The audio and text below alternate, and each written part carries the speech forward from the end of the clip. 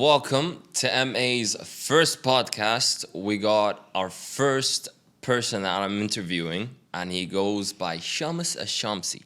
I'm sure you've heard of him. If not, he is a Nike running athlete, and he's got a lot of achievements. So welcome to the studio. Thank you, Marwan. Appreciate you Thank coming. You for having me. Thank you very much. Very short notice, huh? Yeah, like, pretty much. You know what? I just had an idea, and I was like, okay. So I've had this idea going on for like 2-3 years, but I'm always like an excuse happening. I'm like, you know what? Let's just go ahead and do it. Yeah. And just like, what was it, 3-4 days ago? I just sent you a message, and I was like, you want to do it? I was like, let's do it. But yeah, thank you for coming. So just to let the viewers know, tell me a little bit more about Shamis. Civil engineer by profession. Okay. But you can say my life since I was 15-ish has been a series of athletic obsessions. So every few years I pick something up, I go all in, and then I go so deep, I progress really fast, and then I switch to the next thing. So it's like an obsession that you have at every single thing. Yeah, so every few years I get into something, then it captures all my time, all my attention, all my energy. And then I reach to a good level in that thing. So it's been jet skiing in the beginning, jiu-jitsu, and boxing and some natural bodybuilding. And then now with running. But I think running is the stable one now. The stable one? Yeah, I hope so. Is it the most one that lasted till now? So now it's been almost 2 years. Almost 2 years. So yeah, now I still feel like I still have many years ahead. Similar to you, I started with jiu-jitsu in the beginning, but in the first 6 months, of course, like I was doing it in high school days, and back in the day, I wasn't a good boy, let's just say. Yeah, I was getting in trouble. I had to get swiped out of that. But then I got into boxing, same as you. That was after playing football. Because I took football a little bit seriously. I got a scholarship from University of Sharjah over there. And then one day... Why did you stop there? One day, just as simple as that, tore all of my ligaments and broke my leg. That's the thing with being an athlete, It's just as simple as, because I was wearing the wrong football boots in Astra trainers, like the artificial grass. Yeah. Right? The AstroTurf. And then I was just like sprinting, and as you're twisting, the foot stuck in. And I was playing the final of a tournament, and I remember that, and it was like a year. And then the doctors were like, "Oh, you're not gonna be able to walk again." I'm like, "Oh, you know what? That put me in such a depressed state." Because like imagine from working out almost every single day into just doing absolutely nothing, into barely walking. I had to be on crutches for like a year or something. And then you tore all the ligaments, MCL, PCL, ACL, all three of them. I think the ACL, LCL, and MCL. MCL, and then basically I was supposed to do surgery, and I was like, nah, let's just stick with physiotherapy because I had age on my side, and it usually has like recovery stages to it. And then when that happened, a shift of my mentality was just like, you know what? I'm tired of just being depressed. I'm going to go out there and do something about it. So I started just simply showing up to my physiotherapy sessions and then do like a little bit more than what the doctors were telling me, or doing my homework at home.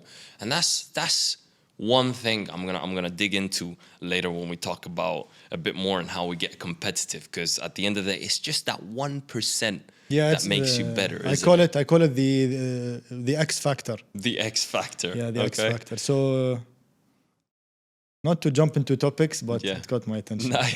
So after I've done with football, and then I just got into boxing. That was similar, pretty much same as you. What year were you in round 10 for boxing?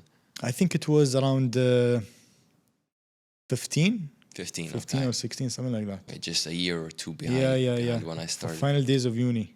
So I remember from our previous conversations, you said that you've had amateur fights as well, right? Yeah. So how'd that turn out? Tell me your adventures towards so the first one was in Team Noguera gym. Okay. It was pretty short notice, like 2 weeks, both amateurs, both first fights. The hype was nice, the crowd was nice, but during the fight, I did not like it at all. I mean, it's hard to punch someone with all your force when you don't know the guy and he hasn't done anything wrong to you. Yeah. He's a nice guy.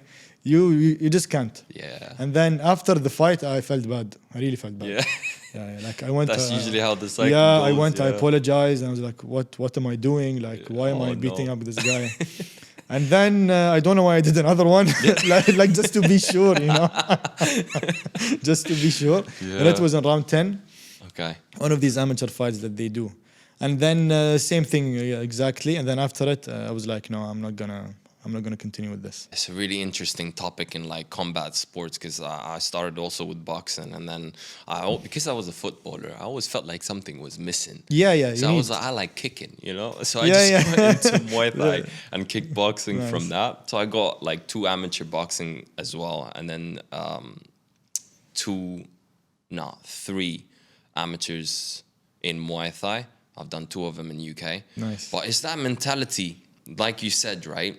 It's really hard to just get in the ring and then just beat the hell out of someone. You need to have anger issues, Exactly, and that's what you have to tune into. Do you know what I'm trying to say? That's why you see a lot of like fighters before they start their fights, they have to get into this zone where they have like a dark cloud on top of them. As soon as you look at them, they're like, they're prepared to die. You know what I'm trying to say? Like it's the same as back in the day when you bring the warrior spirit from within you, and you have to get in there and you have to get the job done. You have to bring all of that anger that you have from the past and just use it. And just use it. And that's the difference actually between what I realized in my experience between Muay Thai and kickboxing.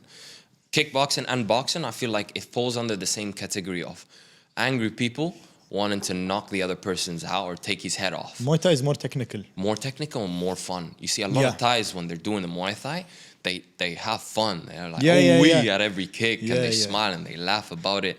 And that's what makes a great fighter, being that confident, confident to a point where you're just having fun at the end of the day, where you're craving for war. It's different than kickboxing because especially now on amateur stage, and I'm sure you'd feel that as well. When you step into the ring and you're like, okay, I'm in this situation. I have to knock him out. Okay, I'm gonna have to knock him out. So you spend the first 30 to 40, 50 seconds probably trying to search for the head. Yeah. And just like going full force because you think you got it. No. You know what I'm trying to say? And then you end up getting gassed out. Exactly. And that's where you start getting beaten up. And then once you're beaten up, it's about how much you can handle.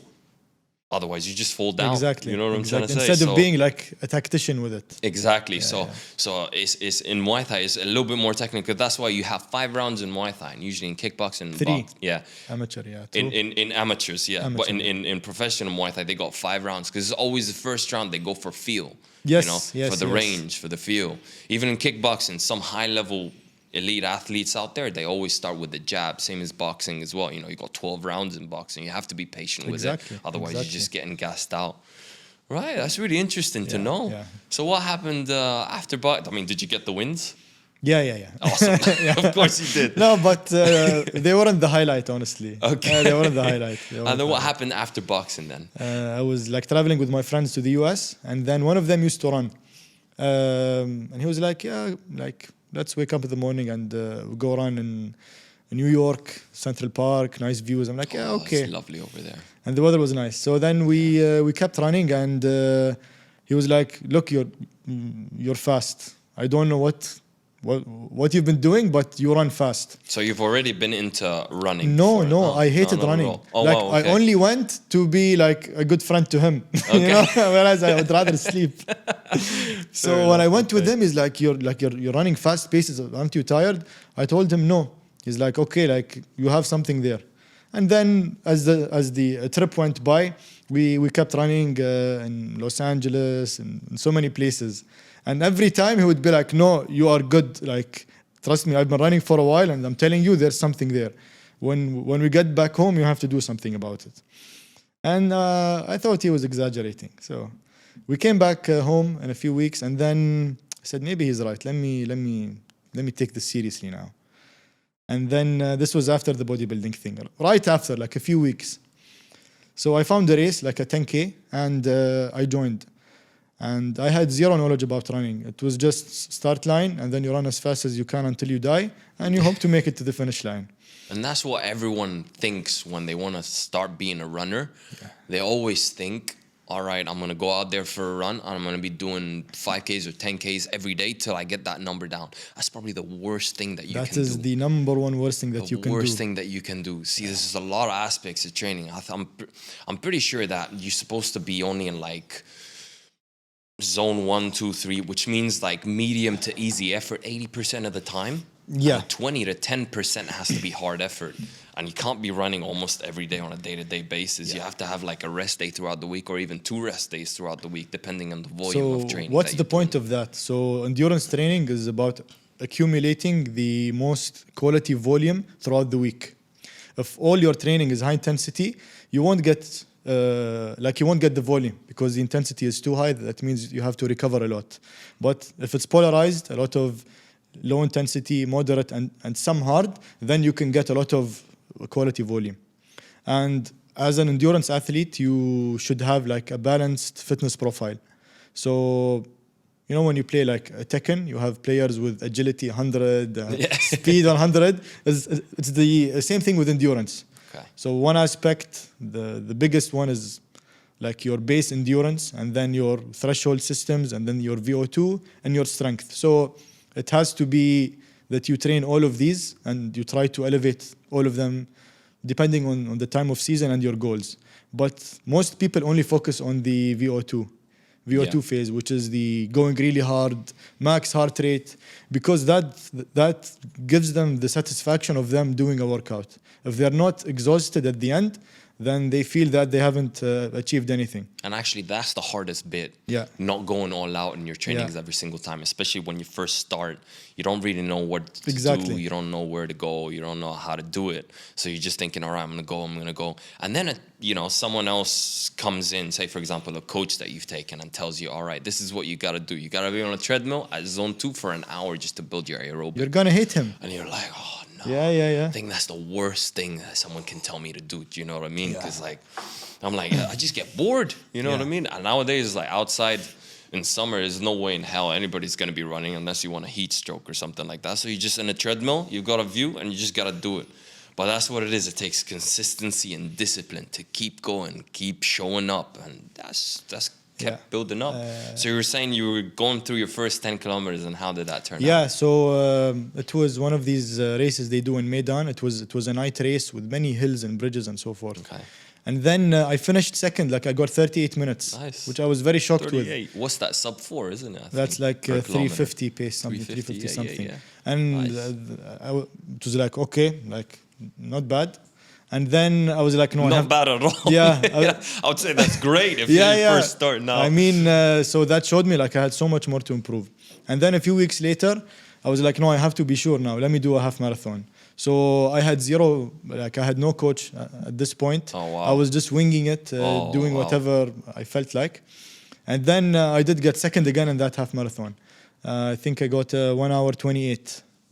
Nice. Which was like pace 4:10-ish. 4:10, 4:10, 4:12. Oh, nice. So I was like, okay. Now, nice. That's without training. That's with, I don't know, you can say... Without smart training. Without smart training. That's with like accumulated years of training in other things that just translated into running. Okay. And I think a big part of it is just the ability to like push. Because in jiu-jitsu, you're in the most uncomfortable positions. Okay. You have a guy that's 120 kilos on mount and he's choking you, and you just have to survive it, So from our conversations, you said that you've done bodybuilding, but natural bodybuilding. Yeah. Do you think that had a part to play based on your cardio endurance? Probably. Because obviously, if you're bulking up and you add more weight, that's going to be way harder than for you to... You've basically built that base with strength training, and all you did is just kept showing up consistently towards your cardio endurance exercises. Yeah. And then that gained into having sub 4 kilometers per race, I think that's a very good explanation. I haven't thought of it that way, but unintentionally, I was setting myself up to be the best endurance athlete or the best runner I can be before even starting running. Okay. So I dropped all the body fat. I was as lean as possible, but still healthy and strong. Yeah. And automatically, when your weight goes much lower and you have like good muscle mass, and you have to do cardio like in order for you to get lean. Yeah. So I was doing a lot of zone 2 cardio. Okay. Without knowing. I was doing the incline step master, whatever you call it. Steady heart rate 130, 140, but 1 hour, 2 hours, 2 hours and a half. Hey, so how did you get into duathlon? Yeah, duathlon is just like a side quest for me.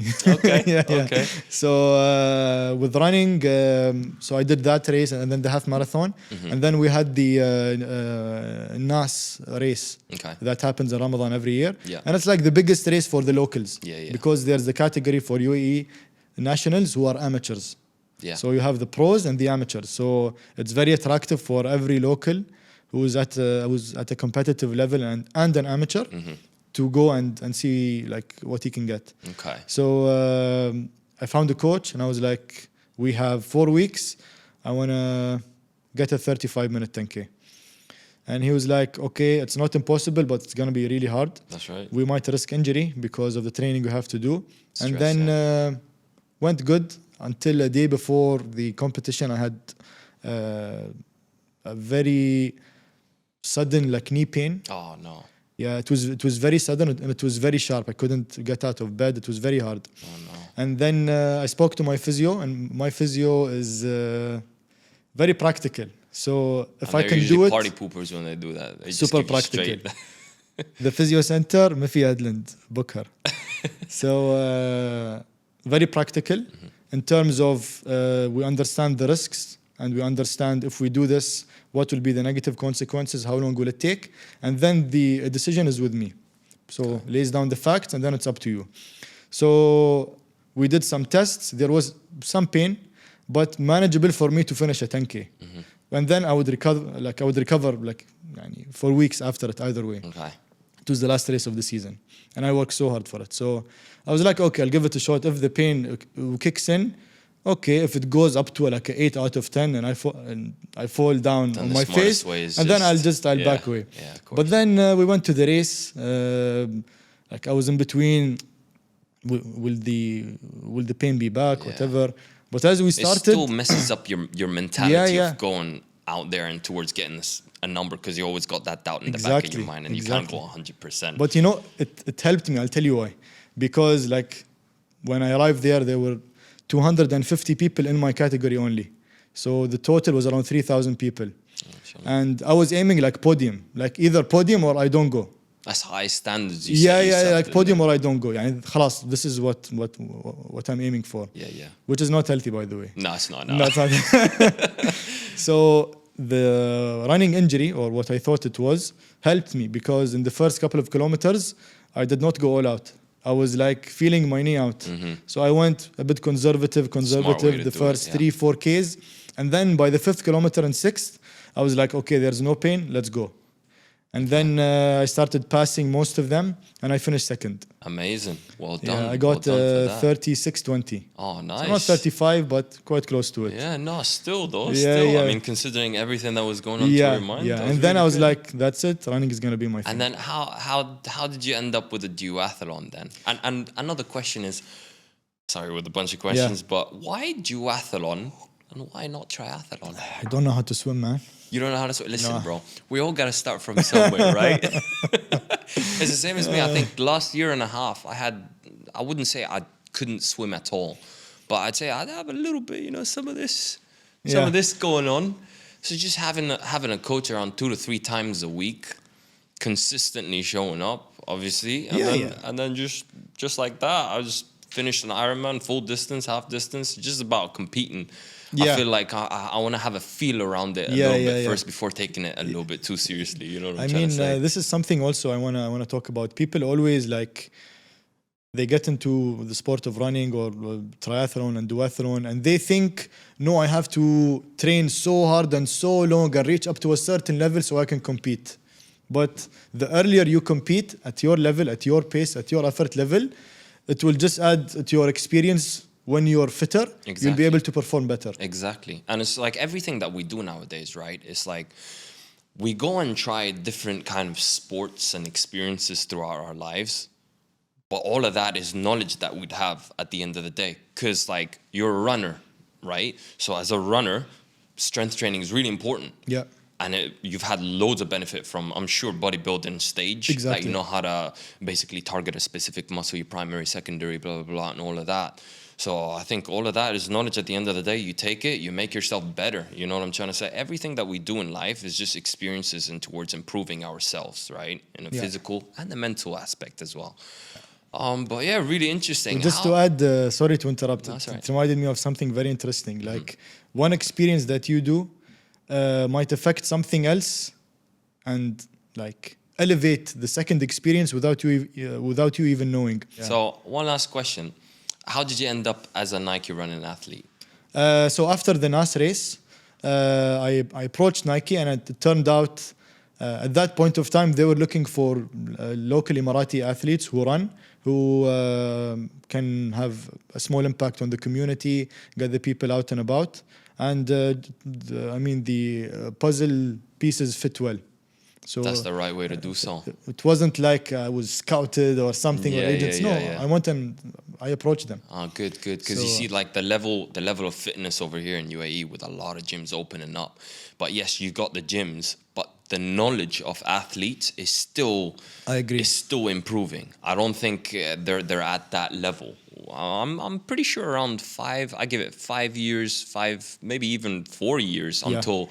You see a lot of athletes now moving in over here and adapting and then getting a bunch of crowd or community around them and then teaching them from their experience. And a lot of people are doing that. It's just because Dubai, especially Dubai as well, is one of the most multicultural cities in the world. And you've got a lot of people with different backgrounds coming in. We're learning. We're taking little bits and putting in our pockets so we can improve as being athletes. All right, one last thing. I just wanna finish this off. So I've got a couple of words that I've written down. It's almost like a little game being played. So I've got a couple of words written down. I'm going to say those words. You got to say the first thing that comes into your head. Okay, the first thing that comes into your head. Whatever, even if it's like table, chair, whatever you think of. I'm going to say a couple of stuff, all right? Are you ready? We'll see. All right. Sports. Life. Shoes. Fast. Track. Laps. Pace. Obsession. I was about to say 4. Obsession. Obsession. Okay. Trophy. Plenty of them. We gotta go a bit quicker, Shamis. Champion. Mindset. Medal. I throw it away. Okay. Mindset. Essential. Nike. Just do it. Just do it. There you have it. Thank you very much for coming. It's a pleasure having you. Thank you very much for tuning in and Marwan's first episode of MA's podcast. I will see you guys soon. Take care.